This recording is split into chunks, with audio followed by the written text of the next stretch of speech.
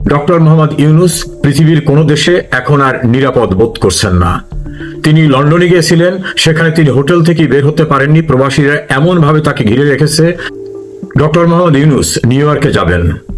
গণমাধ্যমে এই সংবাদের সঙ্গে নতুন করে যুক্ত হয়েছে যে তার সফরের সঙ্গী হচ্ছেন বিএনপির মহাসচিব মির্জা ফখরুল ইসলাম আলমগীর, জামাতের নায়েবে আমির ডাক্তার সৈয়দ আব্দুল্লাহ মোহাম্মদ তাহের এবং ইউনূসের নিজের দল যেটা এনসিপির সাধারণ সম্পাদক আক্তার হোসেন এবং তারেক রহমানের পররাষ্ট্র বিষয়ক উপদেষ্টা। এই চারজন তার সফর সঙ্গী হবেন। এটা একটা অস্বাভাবিক বিষয় আমার কাছে মনে হয়েছে এবং অনেকের কাছেই অস্বাভাবিক। কেউ কেউ বলছে এটা হাস্যকর। বিএনপি একটি বড় দল, বড় দলের মহাসচিব একটা অনির্বাচিত ব্যক্তির সঙ্গে যাবেন এবং নিউ ইয়র্কে গিয়ে তিনি গ্যালারিতে বসে থেকে অনুষ্ঠান দেখবেন। একটা দলের এত গুরুত্বপূর্ণ ব্যক্তি এ জাতীয় একটা হাস্যকর কার্যক্রমের ভিতর নিজেকে সম্পৃক্ত হচ্ছেন। আবার তারেক রহমানের পররাষ্ট্র বিষয়ক উপদেষ্টা যাচ্ছে, জামাতের দ্বিতীয় ব্যক্তি যাচ্ছেন, আর ইউনূসের পার্টিটা যে পার্টি এখনো নিবন্ধন পায়নি তারা হয় অন্য কারণ। এ বিষয়ে ঢাকায় একজন সাংবাদিক যিনি দীর্ঘদিন ডিপ্লোম্যাটিক সাংবাদিকতার সঙ্গে জড়িত, তার সঙ্গে কথা বললাম যে বিষয়টিকে হঠাৎ করে এরকম একটা অস্বাভাবিক টিম হচ্ছে কি কারণে। তিনি বললেন যে তার যে স্টাডি, তিনি যেটা বুঝেছেন তার স্টাডি হচ্ছে ডক্টর মোহাম্মদ ইউনূস পৃথিবীর কোনো দেশে এখন আর নিরাপদ বোধ করছেন না। তিনি লন্ডনে গিয়েছিলেন, সেখানে তিনি হোটেল থেকে বের হতে পারেননি। প্রবাসীরা এমনভাবে তাকে ঘিরে রেখেছে এবং সেখানে চ্যাথাম হাউসে বিবিসির সাংবাদিক যে সকল প্রশ্ন করেছে সেই প্রশ্ন তার জন্য খুব বিব্রতকর অবস্থা ছিল। আবার ব্রিটিশের প্রধানমন্ত্রী তার সঙ্গে দেখা তো করেন নাই, দেখা করতে অস্বীকৃতি জানিয়েছেন। এটা খুব অপমানজনক। পরবর্তীতে তার তথ্য সম্প্রচার উপদেষ্টা মাহফুজ লন্ডনে গেছেন, সেখানে তিনি এবং তার অপর এক সফর সঙ্গী চরমভাবে নাজেহাল হয়েছেন প্রবাসীদের দ্বারা। এই ঘটনার সমস্ত কিছু ইউনূসের দৃষ্টিতে এসেছে। এই একই মাহফুজ নিউ ইয়র্কে গেছিলেন। নিউ ইয়র্কে সেখানে তিনি যেভাবে অপদস্থ হয়েছেন এবং গভীর রাতে পুলিশ এনে পুলিশের সাহায্যে তাকে হোটেলে যেতে হয়েছে নিরাপত্তাহীন অবস্থায়। এর পূর্বে আইন উপদেষ্টা ডক্টর আসিফ নজরুল তিনি আর একটি দেশে গিয়েছিলেন, সেই দেশে ভয়ঙ্কর পরিস্থিতির মোকাবেলা করতে হয়েছে তাকে। এর বাইরে জাপানে তার আর একটি টিম যাওয়ায় সেখানে জাপানের লোকজনদের এমন ভয়ঙ্কর পরিস্থিতির মুখোমুখি হতে হয়েছে যে ইউনূস এখন নিজে বা তার উপদেষ্টারা কোথাও আর বাইরে বের হতে চাচ্ছে না। পরিস্থিতি এমন পর্যায়ে পৌঁছেছে। সম্প্রতি পদ্মার অপর পারে ভাঙ্গায় যে জাতীয় উত্তাল জ্বর এসেছে এবং কোন প্রশাসন সেখানে পরিস্থিতি নিয়ন্ত্রণ করতে পারেনি। ঢাকার মাইলস্টোন স্কুলে বিমান দুর্ঘটনায় নির্মম ঘটনার প্রেক্ষিতে সেখানে উপদেষ্টারা যাবার পরে, উপদেষ্টা আসিফ নজরুল এবং প্রেস সেক্রেটারি যাবার পরে তারা চট্টগ্রামে গেছে। সেখানে ডগ স্কোয়াড, সোয়াত বাহিনী, পুলিশ, র্যাব, আর্মি নানা রকম দেওয়া। কক্সবাজারে একই অবস্থা। অর্থাৎ দেশের ভিতরে দেশের বাইরে যেখানেই তারা যাচ্ছেন সেখানে প্রতিবাদ, প্রতিরোধ এবং ভয়ঙ্কর পরিস্থিতির মুখোমুখি হচ্ছেন। এই পরিস্থিতিতে ইউনূস উনি উদ্ভাবন করতে পারছেন যে কোথাও তার জন্য আর শান্তিপূর্ণ অবস্থা নাই। সে কারণে তিনি বিএনপি, জামাত, এনসিপি এদেরকে নিয়ে আসছেন যাতে অন্তত এয়ারপোর্টে বা তার চলার পথে এই নেতাদের বদৌলতে অন্তত যেন ওই সব দলের লোকরা থাকে, যাতে ভয়ঙ্কর অপদস্থ তিনি মাস্তানের খোঁজে। ফলে বিএনপির মহাসচিব গেলে তার সঙ্গে নিশ্চয়ই কিছু লোক তাকে রিসিভ করতে আসবেন, জামাতের যেসব লোক আছে তারা আসবেন, এনসিপির কেউ না থাকলেও তাদের দু চারজন থাকলে তারা আসবেন, তারেক রহমানের ব্যক্তিগত যদি কোনো টিম থাকে তারা আসবেন। ফলে কিছু লোক অন্তত ওনাকে রিসিভ করতে আসলে যে লন্ডনে, নিউ ইয়র্কে, জাপানে, বাংলাদেশে বিভিন্ন জায়গায় যে চরম অপদস্থ হচ্ছেন, এই অপদস্থ হওয়ার হাত থেকে কোনো রকম রক্ষা পান কিনা, এই জন্য মূলত তিনি তাদেরকে নিতেছেন। এই জন্য যে ভাই তোমরা আমার সঙ্গে থাক, সে বিষয়ে তার সঙ্গে আমার কথা হলো। তিনি বললেন যে বিএনপি সম্ভবত তার যেটা স্টাডি, তিনি বললেন যে বিএনপি সম্ভবত তার মহাসচিবকে পাঠাচ্ছে যে ইউনূসকে চোখে চোখে রাখতে হবে। ওখানে গিয়ে যেন আবার সে কোনো বদ বুদ্ধি কারোর সঙ্গে কোনো সলা পরামর্শ করে নতুন কোনো আর একটা ভণ্ডামি বা কোনো প্ল্যান করতে না পারে। এনসিপি গেছে যে ইউনূস লন্ডনে গিয়ে তারেক রহমানের সঙ্গে দেখা করে তাকে সেজদা করে সরকার বিক্রি করে দিয়ে আসছিলেন, এত ক্ষোভের কথা এনসিপি ইতোপূর্বে প্রকাশ করেছেন। লন্ডনে গিয়ে আবার ইউনূস নতুন করে আবার কারোর কারোর সঙ্গে এরকম কোনো দেন দরবার করে চুক্তি করে আসেন কিনা। আর জামাত মনে করছে যে মূলত তো ইউনূসকে আমরাই বসিয়েছি, আমরাই নেপথ্যে থেকে সবকিছু করছি। এই লন্ডনে যে তারেকের সঙ্গে যে বৈঠক করছে, আবার নিউ ইয়র্কে গিয়ে একই জাতীয় কোনো বৈঠক করে কিনা, এই জন্যকে পাহারা দিয়ে রাখতে হবে।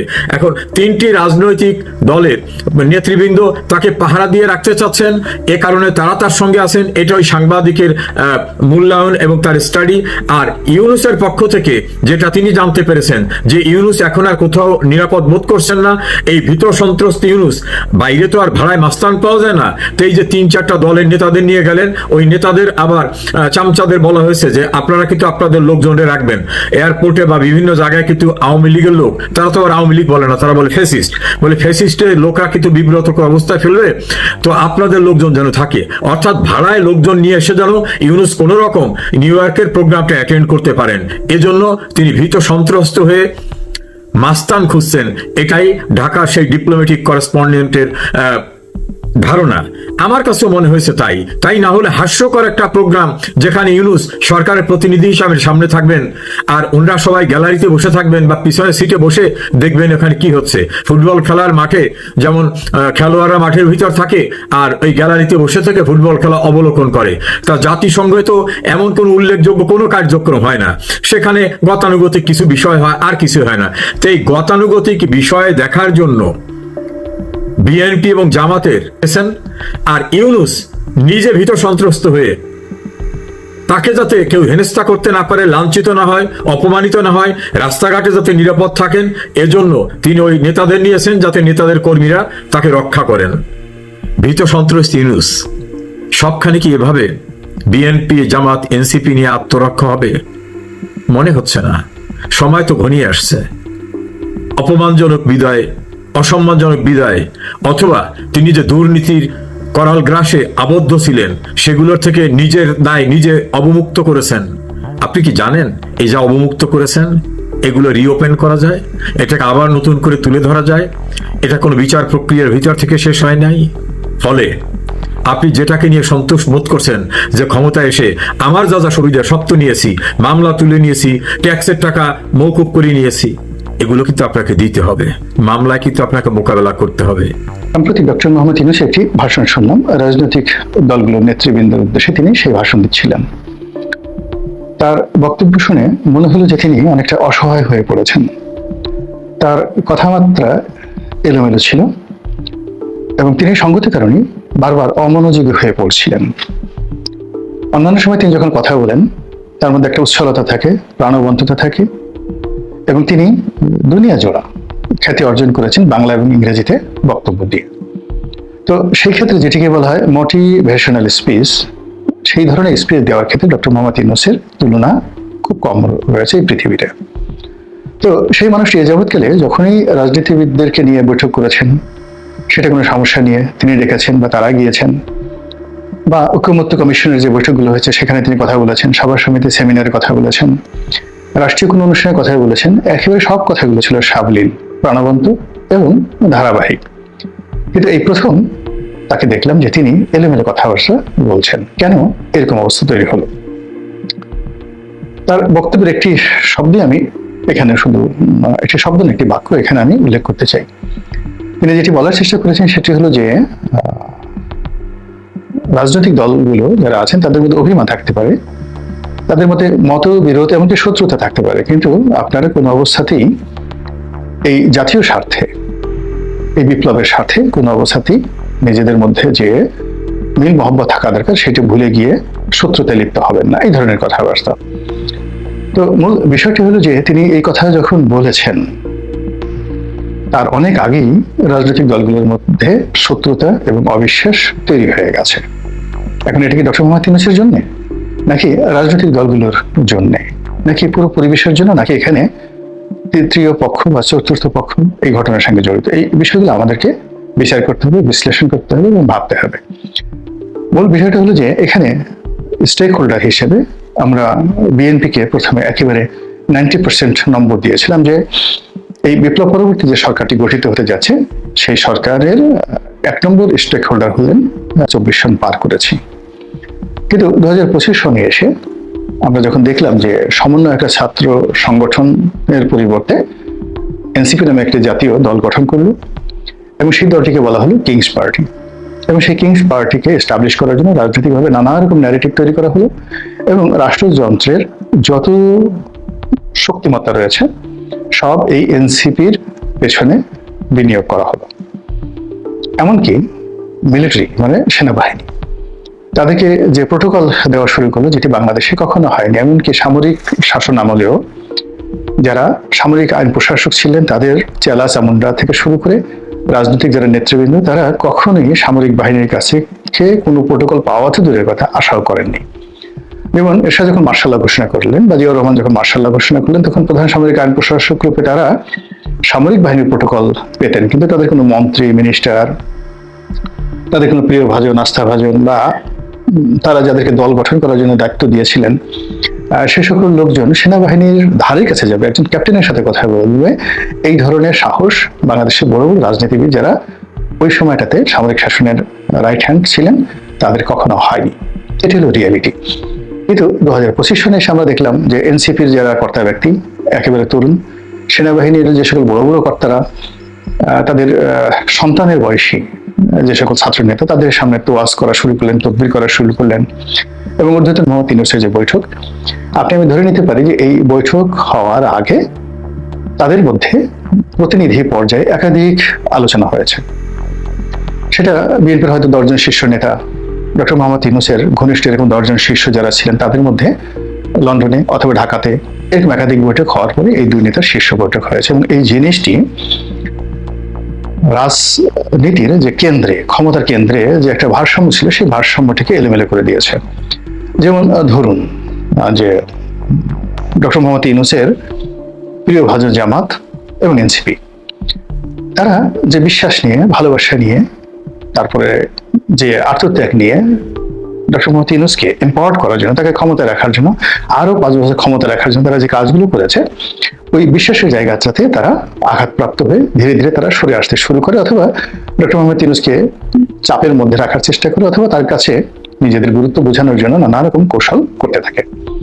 অন্যদিকে বিএনপি প্রথম দিক থেকেই যেহেতু ডক্টর মোহাম্মদ ইউনূসের সঙ্গে একটা বন্ধু ভাবাপন্ন সম্পর্ক করতে পারেনি, তো সে কারণে তাদের বৈঠক হয়েছে, বন্ধুত্ব করার তারা চেষ্টা করেছে, কিন্তু সত্যিকার অর্থে বন্ধুত্বটা গড়ে ওঠেনি। এইভাবে 3 মাস যা কিছু চললো, এই 3 মাসের মধ্যে পুরো রাজনীতির যে বিধি ব্যবস্থা, হিসাব নিকাশ সবকিছু রীতিমতো তছনছ হয়ে গেল, এলোমেলো হয়ে গেল।